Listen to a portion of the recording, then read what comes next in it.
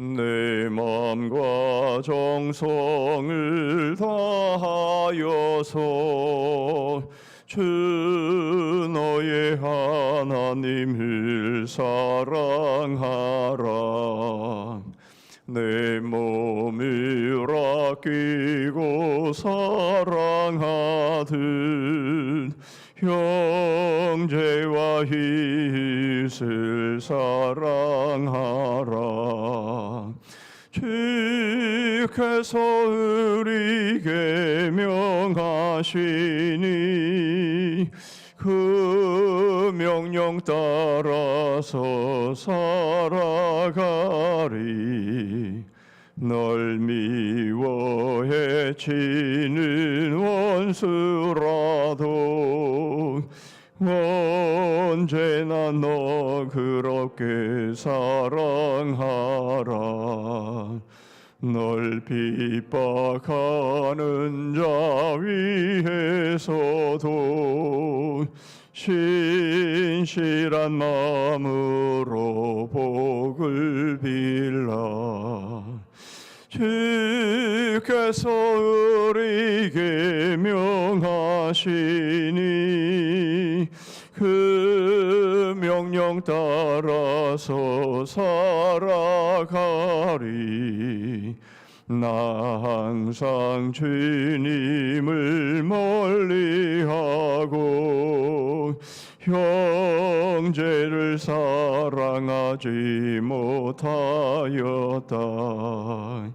이러한 죄인을 사랑하사 주께서 몸 버려 죽으셨다.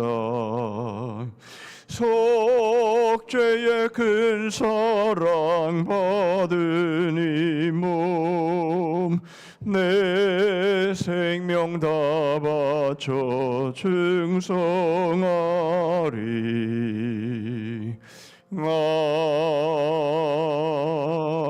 아멘. 오늘 이 시간 우리에게 주신 하나님의 말씀은 구약 성경 다니엘 1장입니다.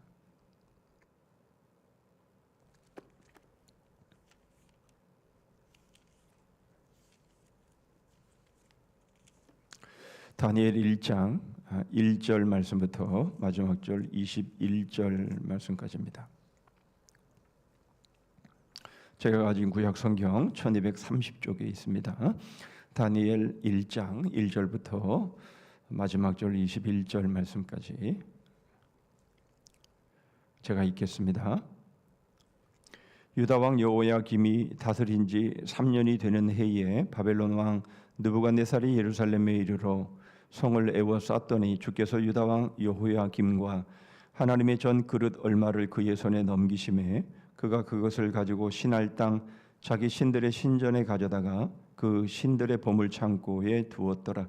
왕이 환관장 아스브나스에게 말하여 이스라엘 자손 중에서 왕족과 귀족 몇 사람 곧 흠이 없고 용모가 아름다우며 모든 지혜를 통찰하며 지식에 통달하며 학문에 익숙하여 왕궁에 설만한 소년을 데려오게 하였고 그들에게 갈대아 사람의 학문과 언어를 가르치게 하였고 또 왕이 지정하여 그들에게 왕의 음식과 그가 마시는 포도주에서 날마다 쓸 것을 주어 3년을 기르게 하였으니 그 후에 그들은 왕 앞에 서게 될 것이더라.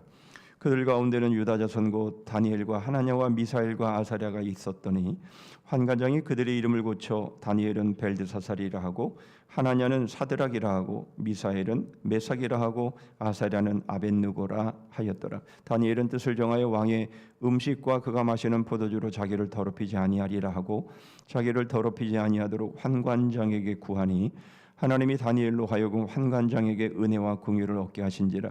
환관장이 다니엘에게 이르되 내가 내 주 왕을 두려워하노라. 그가 너희 먹을 것과 너희 마실 것을 지정하셨거늘 너희 얼굴이 초췌하여 같은 또래의 소년들만 못한 것을 그가 보게 할 것이 무엇이냐. 그렇게 되면 너희 때문에 내 머리가 왕 앞에서 위태롭게 되리라 하니라. 환관장이 다니엘과 하나냐와 미사엘과 아사랴를 감독하게 한 자에게 다니엘이 말하되 청하오니 당신의 종들을 열흘 동안 시험하여 채식을 주어 먹게 하고 물을 주어 마시게 한 후에 당신 앞에서 우리의 얼굴과 왕의 음식을 먹는 소년들의 얼굴을 비교하여 보아서 당신이 보는 대로 종들에게 행하소서 하며 그가 그들의 말을 따라 열흘 동안 시험하더니 열흘 후에 그들의 얼굴이 더욱 아름답고 살이 더욱 윤택하여 왕의 음식을 먹는 다른 소년들보다 더 좋아 보인지라. 그리하여 감독하는 자가 그들에게 지정된 음식과 마실 포도주를 제하고 채식을 주니라. 하나님이 이 네 소년에게 학문을 주시고 모든 서적을 깨닫게 하시고 지혜를 주셨으니 다니엘은 또 모든 환상과 꿈을 깨달아 알더라. 왕이 말한 대로 그들을 불러들일 기한이 찼으므로 환관장이 그들을 느부갓네살 앞으로 데리고 가니 왕이 그들과 말하여 보매 무리 중에 다니엘과 하나냐와 미사엘과 아사랴와 같은 자가 없으므로 그들을 왕 앞에 서게 하고 왕이 그들에게 모든 일을 묻는 중에 그 지혜와 총명이 온 나라 박수와 술객보다 10배나 나은 줄을 아니라. 다니엘은 고레스 왕 원년까지 있으니라. 아멘. 오늘 화면이 뜨지를 않아서 조금 불편하실 겁니다. 오늘 어제에 이어서 화면에 문제가 생겨서 이게 오늘 인터넷으로 송출은 되나요?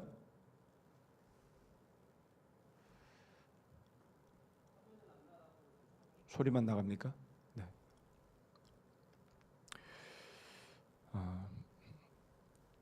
꼭 중요한 일이 있으면 꼭 이런 일이 같이 일어납니다. 이해해 주시고 제가 다 말로 설명을 하도록 하겠습니다. 오늘 설교의 제목은 제단의 초에서 세상의 빛으로라는 제목을 잡았는데요. 주제를 지상 왕국에서의 하나님의 나라의 시민, 이런 주제도, 이런 제목도 제가 생각해서 말씀드린 것이 아니라 크리스토퍼 라이트라고 하는 분의 다니엘서 강해라는 책에서 여러분들에게 소개한 그런 제목들입니다. 왠지 신선하다, 여러분들 그렇게 생각하셨을지 모르겠는데요. 이 크리스토퍼 라이트의 이 다니엘서 강해라는 이 책을 함께 공부하는 목사님들과 함께 나누었던 그런 책이기도 합니다. 올 한 해에 그 한 권을 함께 나눴는데요. 이 책을 제가 2번 읽었고, 그리고 이번에 준비하면서 이제 3번째 이 책을 대하면서 다시금 느끼게 되는 것은 너무 좋다, 이 책이 너무 좋다라는 겁니다. 그래서 맥주감사 주일에 말씀을 드리는 내용들은 주로 우리가 일과 우리의 신앙의 균형을 어떻게 이루어야 될 것이냐, 열매를 관점으로 해서 말씀을 드리곤 했는데, 이 책이 정말 이 주제에는 너무나 잘 맞는 책이다라는 생각을 했고요. 제가 또 특별 새벽 기도를 이제 인도하는 또 마지막 이기 때문이기도 한데요. 제가 이 말씀을 준비하면서 생각하면서 이 말씀은 여러 면에서 너무나 좋은 책이다, 이런 생각을 하면서 준비를 했습니다. 성경 공부하는 우리 그룹들에게도 이 책을 소개를 했는데요. 여러분들도 여유가 되시면 이 책을 구입하셔서 한번 읽어보셔도 정말 좋겠다 하는 거죠. 다니엘서가 6장까지는 이야기식으로 되어 있어서 별로 어렵지 않게 읽을 수 있지만 7장 이후로는 조금 어렵습니다. 그런데 사실은 계시의 어떤 환상이나 앞으로 일어날 일들에 대해서 이 책은 맞추어져 있지 않지만, 그러나 우리가 세상 가운데서 그야말로 지상 왕국 안에서 우리 그리스도인들이 어떻게 살아야 되는지에 대한 정말 균형 잡힌 시각을 우리에게 보여주고 있는 책입니다. 이 책을 좀 진작 알았더라면 얼마나 좋았을까라고 생각될 정도로 정말 좋은 책인데요. 여러분들이 이게 이북으로도 나와 있으니까 구하는데 그렇게 어렵지 않을 겁니다. 이 책을 중심으로 해서 5일 동안 이 다니엘서의 말씀을 가능하면 12장까지 전부 다 요약해서 하면 좋겠는데 그렇게 될지는 모르겠지만 어쨌든 부족한 부분들은 그 책을 참고하면 좋겠다 싶습니다. 다시 한번 오늘 설교의 제목은 제단의 초에서 세상의 빛으로라는 제목입니다. 하나님의 역사에는 후퇴가 없습니다. 후퇴가 있을 수가 없죠. 다시 말하면 하나님은 실패하지 않는다라는 것이죠. 비록 하나님의 백성들이 죄를 짓고 하나님을 반역하고 우상을 섬김으로 스스로 멸망의 길로 가지만 오히려 하나님은 그것을 통해서 하나님의 뜻을 펼쳐가시고 결국 하나님의 뜻을 이루어 가심을 우리는 말씀을 통해서 보게 되는데, 특별히 이 다니엘서는 우리에게 그것을 보여줍니다. 사실 그래서 하나님이시죠. 결국 우리의 실패, 우리가 스스로 자초한 망쳐버린 우리들의 삶이지만, 그러나 하나님은 그것을 더욱 놀라운 방법으로 또 뜻으로 하나님의 뜻을 펼쳐가신다라는 겁니다. 그러나 그렇다고 해서 하나님의 백성들에게 책임이 없는 것이 아니고, 또한 하나님이 책임을 묻지 않으시는 것도 아니다라는 것이죠. 이스라엘 백성들은 주권을 빼앗깁니다. 그리고는 바벨론으로 끌려갑니다. 사실은 이것부터가 얼마나 큰 고통입니까? 우리는 일제강점기의 시간들 우리의 몸소 경험하지는 않았지만, 그러나 우리가 그 상황이 얼마나 고통스러웠을 것인가라는 것은 우리는 잘 알 수 있는 것이죠. 뿐만 아니라 그 안에서 오랜 시간을 살아야 했습니다. 우리는 36년의 압제의 삶을, 그런 고통의 역사를 가지고 있지만, 이스라엘 백성들은 70년이라고 하는 긴 시간을 그렇게 포로의 신분으로 타향살이, 타국살이의 삶을 살게 된 것이죠. 여러분, 이것은 결코 쉽지 않은 겁니다. 우리는 그것을 다니엘서가 보여주는 여러 사건들을 통해서 우리가 살펴볼, 우리가 이미 알고 있는 그런 사건들을 통해서 우리가 잘 알 수 있는데요. 오늘 본문에서는 바로 그 첫 번째 문제로 왕의 음식, 바로 이것이 제일 첫 번째 과제, 좋은 말로 과제이지만 그러나 이 다니엘과 세 친구에게 있어서는 엄청난 고통의 문제로 다가왔음을 우리는 보게 됩니다. 자, 그런데 다시 한번 우리가 놓치지 말아야 될 것은 바로 하나님의 역사에는 후퇴가 없다라는 것이고, 하나님의 뜻은 반드시 성취된다라는 겁니다. 하나님은 다니엘과 세 친구를 제단의 초에서 세상의 빛으로 나아가게 하시는데요. 자, 그런 의미에서 다니엘서는 바벨론, 즉 세상에서 포로된 그리스도인들, 여러분 이 표현이 정말 중요한 표현이죠. 세상에서 포로된 그리스도인들이 어떻게 살아야 되는지, 다니엘과 세 친구가 바로 바벨론이라는 그 엄청난 그 지상 왕국, 엄청난 그 당시에 판도를 쥐고 있는 바로 그 바벨론 안에서 어떻게 그 신앙을 지켜나가면서도, 그리고 그 안에서 쓰임을 받았는지에 대한 바로 그것을 우리에게 보여주고 있기 때문에, 우리 역시 마찬가지로 세상에서 포로된 바로 우리의 삶이 어떠해야 되는가 하는 것들을 우리는 그들의 모습을 통해서 너무나 분명하게 알 수 있다라는 겁니다. 오늘은 왕의 음식을 통해서 하나님이 어떻게 그들을 제단의 초에서 세상의 빛으로 나아가게 하시는지 우리는 그것을 살펴볼 겁니다. 먼저 우리가 살펴볼 말씀은 예루살렘에서 신할 땅으로입니다. 오늘 보면 1절과 2절의 말씀인데요. 보시죠. 유다 왕 여호야김이 다스린 지 3년이 되는 해에 바벨론 왕 느부갓네살이 예루살렘에 이르러 성을 에워 쌓더니 주께서 유다 왕 여호야김과 하나님의 전 그릇 얼마를 그의 손에 넘기심에 그가 그것을 가지고 신할 땅 자기 신들의 신전에 가져다가 그 신들의 보물 창고에 두었더라.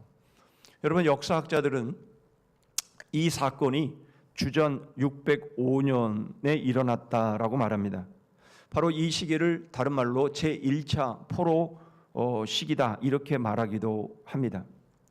바로 이때에 다니엘과 세 친구가 바빌론으로 잡혀가게 되는 것이죠. 그런데 여기서 우리가 주목해야 될 단어가 있는데요, 넘기심에라고 하는 단어입니다.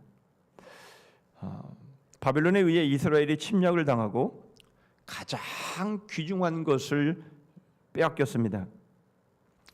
여러분, 성전의 기명들, 이것은 바로 이스라엘에게 있어서는 사실상 성전을 의미하는 단어이기도 합니다. 그리고 그들에게 있어서만큼 이것보다 더 귀하게 여겨야 될 것이 없는데 바로 그것이 신할 땅으로 옮겨졌는 바로 그 사건이다라는 것이죠. 바로 이것을 넘기심에라고 하는 단어로 설명하고 있는 겁니다. 이것은 하나님의 의도, 즉 하나님의 계획이 담겨 있음을 보여주는 그런 구절이기도 한데요, 바로 이것의 배경은 예레미야의 예언입니다. 예레미야 20장 4절과 5절입니다. 여호와께서 이와 같이 말씀하시되 보라, 내가 너로 너와 내 모든 친구에게 두려움이 되게 하리니 그들이 그들의 원수들의 칼에 엎드러질 것이요 내 눈은 그것을 볼 것이며 내가 온 유다를 바벨론 왕의 손에 넘기리니 그가 그들을 사로잡아 바벨론으로 옮겨 칼로 죽이리라.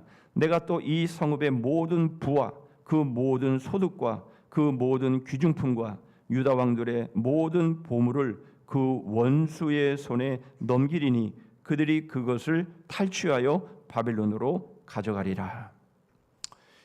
이 말씀, 이 예레미야의 이 예언의 말씀에서도 소개되고 있지만 또한 넘기리니라는 말씀, 바로 이것이 하나님의 그 뜻과 의도, 바로 하나님의 그 주권이 그대로 묻어 있는 그런 단어임을 우리가 보게 되지요. 그런데 더욱 중요한 것은 이겁니다. 온 유다를 옮기시는 바벨론, 그것이 어디인가라는 겁니다. 오늘 본문에는 신할 땅 이렇게 되어 있는데요, 바로 이 신할이라고 하는 이 단어는 히브리어로 바벨론을 말할 때에 바로 신할이라는 표현을 썼다고 합니다. 그런데 여러분, 구체적으로 이 신할이 어디입니까? 이 바벨론이 어디입니까? 바로 오늘 본문에는 바벨론 신전이 있는 곳이다 이렇게 소개하고 있는데요, 이것은 창세기 11장 바로 바벨탑이 놓여졌던 곳입니다. 창세기 11장 1절부터 4절까지입니다. 온 땅의 언어가 하나요, 말이 하나였더라. 이에 그들이 동방으로 옮기다가 신할 평지를 만나 거기 거류하며 서로 말하되 자, 벽돌을 만들어 견고히 굽자 하고 이에 벽돌로 돌을 대신하여 역청으로 진흙을 대신하고 또 말하되 자, 성읍과 탑을 건설하여 그 탑 꼭대기를 하늘에 닿게 하여 우리 이름을 내고 온 지면에 흩어짐을 면하자 하였더니. 여러분, 신할 땅, 바로 이것은 바벨탑이 세워진 곳인데요, 바로 여기에서 하나님에 대한 온 인류의 반역이 일어났다. 다시 말하면 온 인류가 하나가 되어서 하나님을 반역했던 바로 그 기념비적인 곳이 바로 이 신할 땅, 바로 이 바벨론이었다라고 하는 것을 분명히 보여주죠. 거기에 신전이 세워졌고, 그런데 그곳에 예루살렘 성전의 그릇들이 옮겨져서 바로 그곳이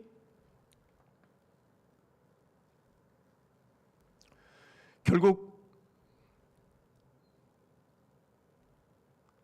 뭔가 엄청난 반전의 사건이 일어난 장소가 되어버렸다라는 겁니다. 우리는 단지 성전의 기명이 옮겨졌다, 뭐 그렇구나 이렇게 우리가 넘길 수 있는 부분이지만 여러분 결코 그렇게 넘겨서는 안 될 장면입니다.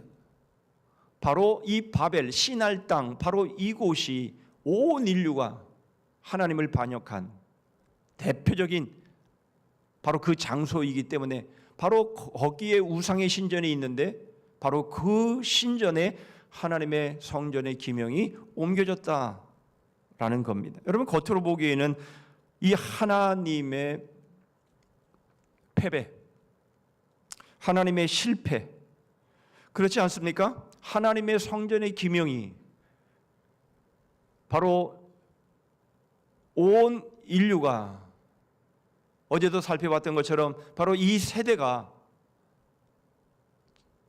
세워놓은 바로 그 우상, 바로 그 신전으로 옮겨졌다라고 하는 것은 겉으로 보기에는 아주 명확하게 하나님의 실패를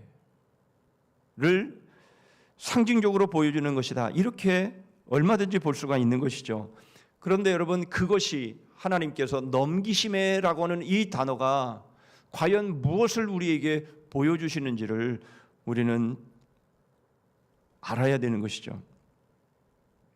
거기에는 놀라운 반전이 있다라는 겁니다. 이게 무슨 의미입니까? 하나님의 실패를 의미하는 것입니까? 그것이 아니라 바로 하나님의 의도는 예루살렘을 신할로 바꾸셨다라는 의미로 우리는 보게 되는 것이죠. 다시 말하면 하나님이 예루살렘에서 신할로 초점을 옮기셨다라는 것입니다. 여러분 이것은 한 걸음 더 나아가서 이런 말이 되는 겁니다. 더 이상 예루살렘과 신할의 경계는 없다라는 겁니다. 이제 거룩한 곳은 더 이상 존재하지 않는다라는 겁니다. 장소적으로는 그렇다라는 것이죠. 여러분 이것은 우리가 예수님의 말씀을 통해서도 우리는 잘 알 수 있습니다. 우리가 잘 아는 요한복음 4장 21절인데요. 예수께서 이르시되 여자여 내 말을 믿으라. 이 산에서도 말고 예루살렘에서도 말고 너희가 아버지께 예배할 때가 이르리라.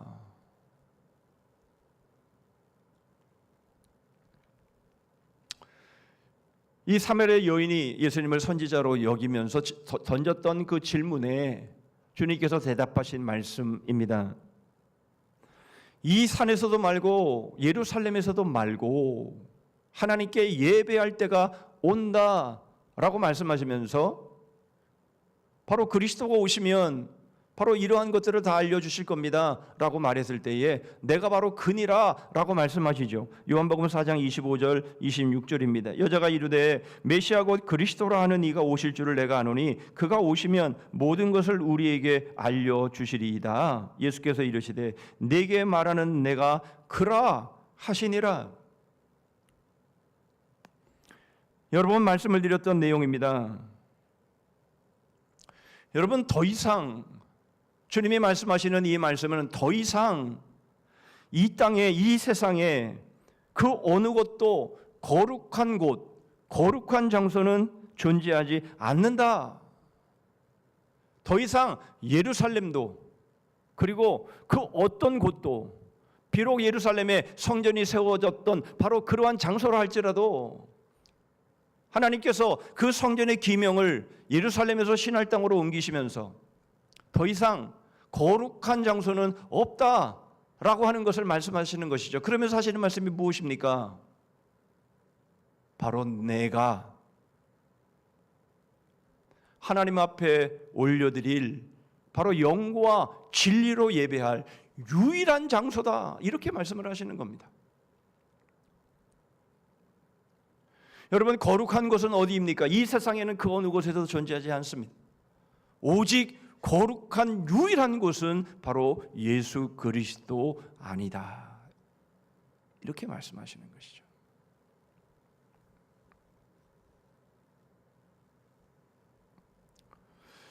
이제 두 번째로 생각해 볼 말씀은 바로 신할 땅에서 빛으로입니다. 하나님은 예루살렘을 신할 땅으로 바꾸셨습니다.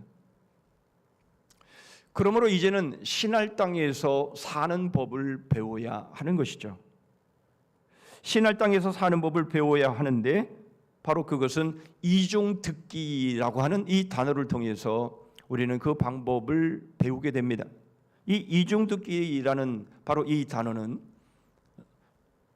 영국의 유명한 신학자요 목회자였던 존 스타트가 썼던 그런 단어라고 그렇게 저자는 소개를 합니다.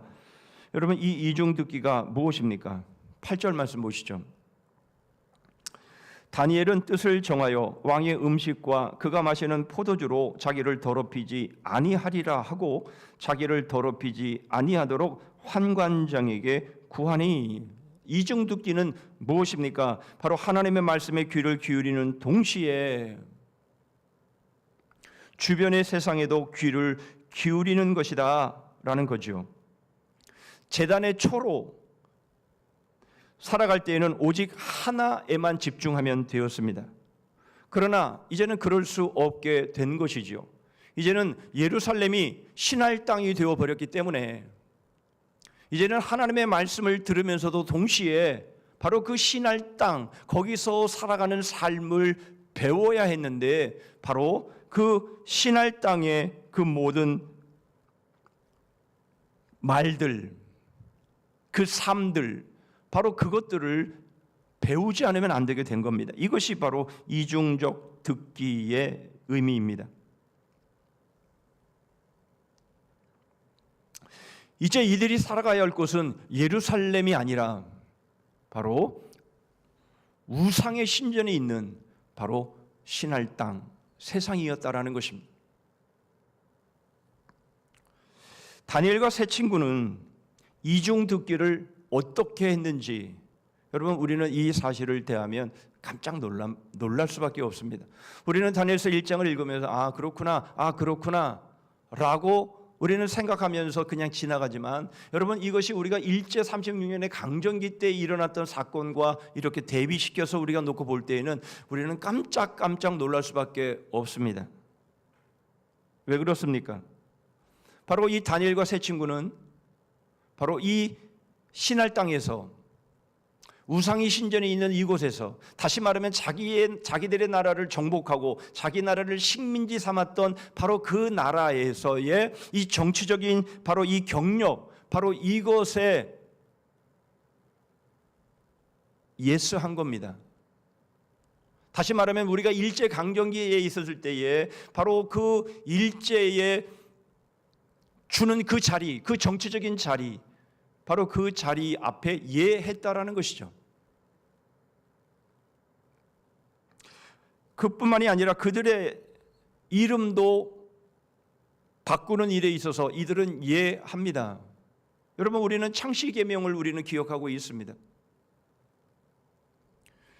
여러분, 이들의 이름은 다니엘이라고 하는 이름은 하나님이 심판자시다라는 의미입니다. 하나냐는 여호와께서 은혜로우시다. 미사엘은 누가 하나님과 같은가. 아사랴는 여호와께서 나의 도우시는 분이시다라는 여호와 하나님의 이름과 직접적인 연관이 있는 이름들인데 이들의 이름이 이방의 신들의 이름이 들어가 있는 그런 이름으로 바뀌게 되는데요. 그 중에 하나를 보면 아벳느고는 바로 느고의 종, 이 느고는 바벨론의 신 중에 하나다라고 말을 합니다. 여러분, 여호와가 들어가 있던 그 이름이 이제는 우상의 이름이 들어가 있는 이름으로 바뀌게 되는데도 불구하고 이들은 그것 앞에 예했다라는 겁니다. 여러분, 우리를 깜짝 놀라게 만드는 여러분 그러한 모습이 아닐 수가 없습니다.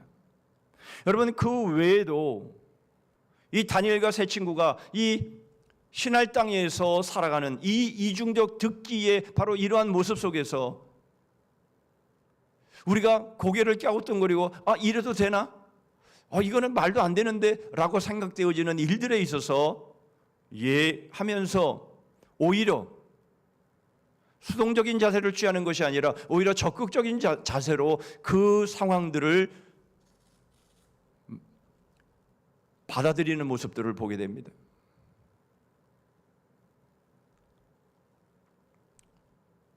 그런데 한 가지, 다니엘과 세 친구는 분명하게 노를 한 것이 있습니다. 바로 그것이 왕의 음식입니다. 이 왕의 음식만큼은 노하고 있는 것이죠. 이것이 의미하는 바가 무엇입니까? 왕의 음식과 포도주를, 왕의 진미와 포도주를 먹지 않았다, 거절했다라고 하는 바로 이 사건에 대해서 많은 신학적인 견해들이 있습니다. 그러나 여러분, 이것을 그냥 단지 한 가지로만 우리가 생각해도 충분한데요. 이건 다니엘서 11장 26절의 말씀에 보면 그의 음식을 먹는 자들이 그를 멸하리니라는 표현이 나옵니다. 그것이 무슨 의미인지는 중요하지 않고요. 나중에 중요하고요. 지금의 이 상황 속에서는 바로 그들이 왕의 음식을 먹는 자들이 그를 멸하리니라는 이 말씀의 표현을 통해서 보면 이 왕의 음식을 먹는다라는 이 의미는 바로 왕에게 절대적으로 충성을 한다. 왕의 음식을 먹는다라는 것은 왕에 의해서 그 삶이 지탱이 된다라고 하는 것을 상징적으로 보여주는 것이죠. 결국 이것은 왕의 음식을 먹는다라고 하는 것은 바로 왕에게 절대적인 충성을 맹세하는 것과 같은 의미로 받아들이면 되는 겁니다. 이 다니엘과 세 친구는 바로 자신의 절대적인 충성, 바로 자기가 먹고 생존하고 살아가는 바로 그 문제에 있어서의 이 절대적인 주권, 바로 이것은 왕에게 있는 것이 아니라 바로 여호와 하나님께 있다라고 하는 이 부분에 있어서만큼은 하면서 절대적인 충성을 왕에게 아니라 여호와 하나님께 드리는 모습을 보게 됩니다.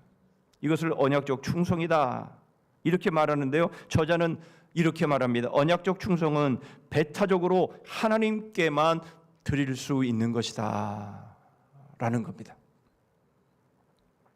여러분, 이 다니엘과 세 친구가 이 신할 땅에서 우상의 신전이 있는 바로 이 지상 왕국에서 거의 대부분의 일들은 예스를 했습니다마는, 그러나 가장 중요한 이 절대적인 충성만큼은 노했다라는 것이죠. 여러분, 우리들의 삶에서 우리가 세상 가운데 우리가 그리스도인으로 살아가면서 우리는 수없이 많은 일들 앞에서 여러분 우리는 예스 할 수 있습니다. 그리고 그것은 이중적 듣기의 모습을 통해서 여러분 우리가 바로 이 포로된 이 세상의 삶을 살아가는 이 모습 속에서 여러분 우리는 바로 적응해 나가고 살아가는 모습 속에서 여러분 우리는 수없이 많은 일들에 대해서 우리는 예스 할 수 있지만, 그리고 어떤 면에서 보면 오히려 더 적극적으로 우리는 그것들을 받아들일 수 있지만, 그러나 그런 상황 속에서 오직 한 가지만큼은 우리가 받아들일 수 없다라는 겁니다. 그것이 바로 하나님을 향한 우리의 절대적인 충성이라는 것이죠. 여러분, 그것이 사람마다 다 다를 겁니다. 여러분, 형편마다 다 다를 겁니다. 환경마다 다 다를 겁니다. 많은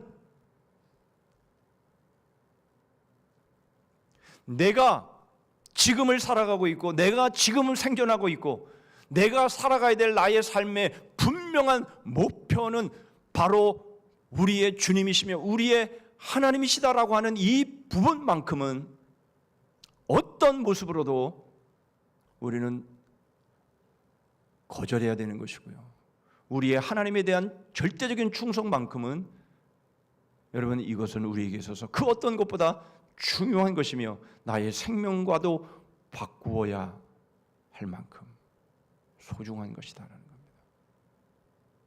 여러분들에게 그건 무엇입니까? 그런 것이 있기는 합니까? 우리가 생명만큼 생명보다 더 귀중하게 여기는 그 충성, 여러분 그것은 무슨 일이 있어도 하나님께, 우리 주님께 내어드려야 할 것입니다. 인간 왕의 식단과 포도주 목록이 세상 사람들에게는 굉장히 매력적인 것이 분명할 겁니다. 그러나 그럼에도 불구하고 다니엘과 세 친구는 그 충성을 왕께 바칠 수 없었습니다. 다시 말하면 여호와께 대한 언약적 충성으로 자신들의 양심의 자유를 지키겠다라고 이들은 굳게 결심을 한 것입니다. 여러분, 우리는 우리의 충성과 헌신, 우리의 신념을 우리는 살펴야 합니다. 나의 충성, 나의 헌신, 나의 신념, 이것은 바로 우리의 주님이신 그리스도에 대한 우리의 최종적인 충성, 바로 이것으로 드려지고 있는가? 이것이 바쳐지고 있는가? 여러분, 우리는 이것을 끊임없이 점검해 봐야 하는 것이고요. 우리는 이 세상 속에서 우리는 이것이 흔들려 버려서는 안 되는 것입니다. 물론 다니엘과 세 친구는 바로 자신들의 그 충성을 아니요라고 대답을 하지만은 그러나 그것을 아주 정중하게 대안을 제시하면서 바로 그렇게 행동했다라고 하는 것을 오늘 본문은 우리에게 보여주고 있습니다. 그러나 그러함에도 불구하고 그러한 모든 상황 속에서 하나님께서 그들의 행동, 바로 그들의 모습이 옳았다라고 하는 것을 바로 다니엘과 세 친구에게 지혜를 주시되 다른 어떤 경쟁자들보다 더 뛰어난 지혜를 주셨다라고 하는 것을 통해서 우리에게 입증해 보여주고 있는 것이죠. 여러분, 이 사건을 통해서 우리는 두 가지의 교훈을 정리해 볼 수 있습니다. 하나님은 여전히 주권적이시고 여전히 세상을 다스리고 계신다라고 하는 것. 또 하나는 바로 우리는 다른 모든 경쟁자에 맞서서 우리가 아무리 어려운 그러한 과정 가운데 있다 할지라도 그러나 오직 하나님께만 전적인 충성을 드려야 된다라고 하는 바로 이 두 가지의 교훈, 바로 이것을 우리는 배우게 되는 것이죠. 제단의 초에서 세상의 빛으로 나아가는 바로 그런 삶 가운데서 우리는 이 두 가지의 바로 이 모습들을 우리가 가질 때에 하나님은 이렇게 그들을 함께 하시는 모습을 보게 됩니다. 17절이죠. 하나님이 이 네 소년에게 학문을 주시고 모든 서적을 깨닫게 하시고 지혜를 주셨으니 다니엘은 또 모든 환상과 꿈을 깨달아 알더라. 하나님께서 그들을 제단의 초에서 세상의 빛으로 나아가게 하신 바로 이 모습 속에서 여러분, 우리는 한 가지 우리가 풀어야 할 숙제를, 그것이 무엇인지를 보게 됩니다. 여러분, 누구나 바로 세상의 포로로 살아가는 그리스도인들은 바로 이러한 과정들을 반드시 거칠 수밖에 없는데, 여러분, 과연 우리가 이러한 과정들이 우리가 이 땅에서 살아가는 우리의 신앙의 삶이다라고 하는 것들을 우리가 그렇게 분명하게 깨닫고 있느냐라는 겁니다. 아, 그렇구나. 그리스도인으로 산다라는 것은 바로 이 세상, 이 지상 왕국에서 하나님의 나라의 시민으로 살아가는 것인데, 아, 그것은 바로 이 세상에 다니엘과 세 친구처럼 바로 포로로 끌려온 바로 그러한 삶의 모습이구나라고 하는 것들을 우리가 과연 인식하고 있을까라는 부분입니다. 저는 안산동산교회 부목사로 있으면서 대학부를 지도하면서 참 오래 전부터 고민을 했습니다. 왜 우리 아이들은 어려서 유치부, 유년부, 초등부 안산농산교회는 소년부가 있었는데 소년부 그리고 중등부, 고등부를 거쳐 대학부에 올라오는 이 긴 시간 동안을 하나님의 말씀을 배웠음에도 불구하고 왜 대학교에만 들어가면, 왜 사회에만 나오면 교회를 떠날까? 왜 교회에 나오지 않을까? 왜 우리는 우리의 아이들을 세상에 빼앗겨 버리는 것일까? 어디서부터 잘못되었을까? 무엇이 문제일까? 라는 것들을 참 오랜 시간 고민했는데 저는 이 말씀을 대하면서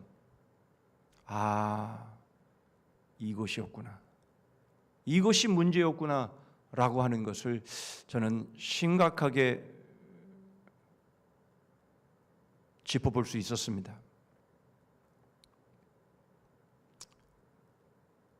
제단의 초에서 세상에 빛으로 옮기시는 바로 이 하나님의 이 뜻을 놓치고 있었구나.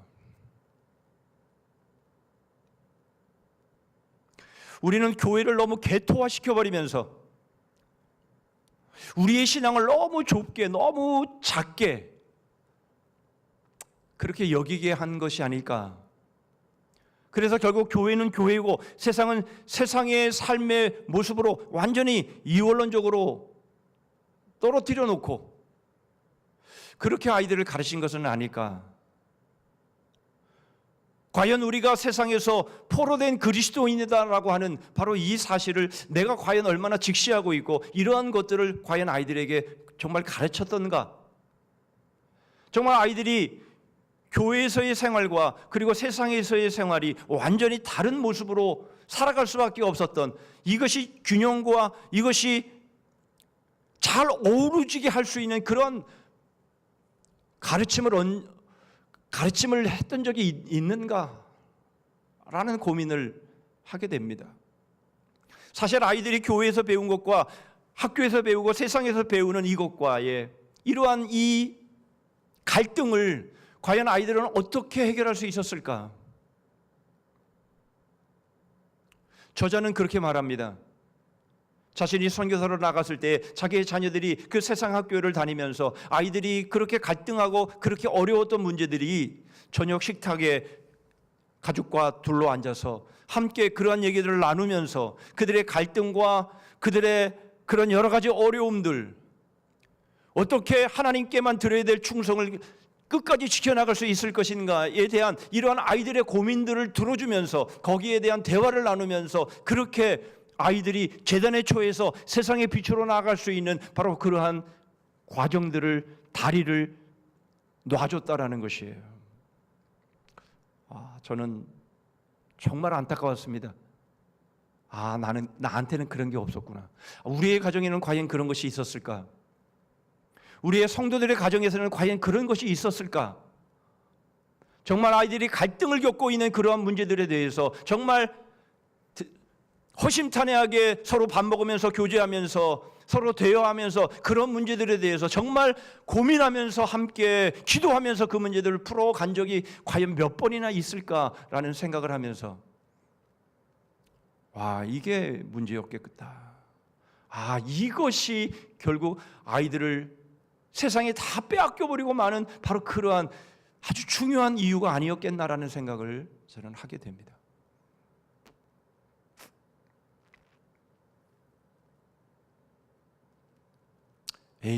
교회에서 하나님 말씀 잘 가르치는데 아이들이 알아서 잘 크겠지.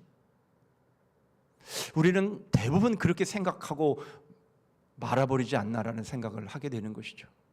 그러나 여러분, 그렇게 해서는 아이들이 제단의 초에서 세상의 빛으로 나아갈 수 없고 오히려 우상에 빼앗겨버리고 마는 그러한 모습이 되어버릴 수밖에 없다라는 것이죠.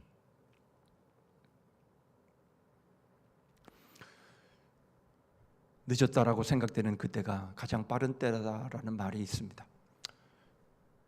여러분, 우리가 그것을 생각했다면 그렇구나, 이 세상이 그런 곳이구나, 우리가 이 세상, 이 신할 땅, 바로 이 바벨론, 바로 이곳에 우리가 포로되어 살아가고 있는 것이구나.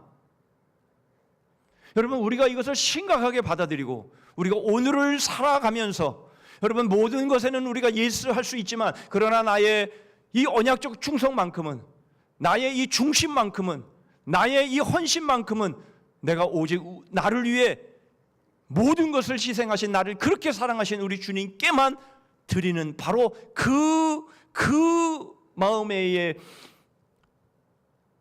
그 다짐과 결심과 그 결단, 바로 이런 것들이 여러분 오늘 우리의 삶 가운데 있다면, 바로 그것이 바로 제단을 밝히는 그저 초의 그런 모습에서 이제는 세상을 밝히는 그런 빛으로 나아가는 그런 삶의 모습으로 나아갈 수 있음을 다니엘과 세 친구는 우리에게 그것을 보여주고 있는 것입니다. 여러분, 그런 하루 되실 수 있기를 바랍니다. 우리의 가정이 그런 가정이 되었으면 좋겠습니다. 아니, 그렇게 되어야 합니다. 그리고 우리 교회가 바로 그런 교회로 나아갈 수 있는, 여러분, 그런 하나님이 우리에게 주시는 그런 절호의 기회가 꼭 될 수 있기를 주님의 이름으로 축복합니다. 기도하겠습니다. 하나님 아버지, 몰랐습니다. 아니, 저희들이 너무 방만하게 생각했습니다. 저희가 이 세상의 포로로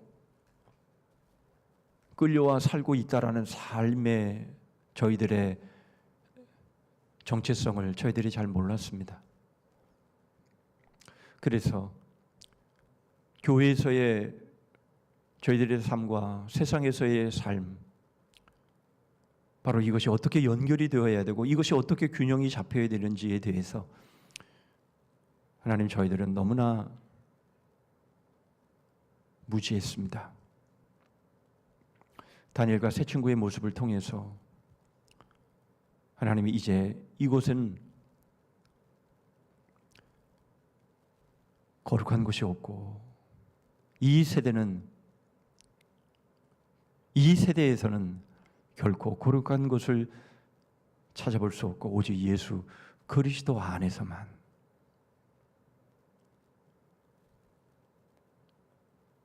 바로 거룩이 있고, 거기에 하나님의 뜻이 있고, 거기에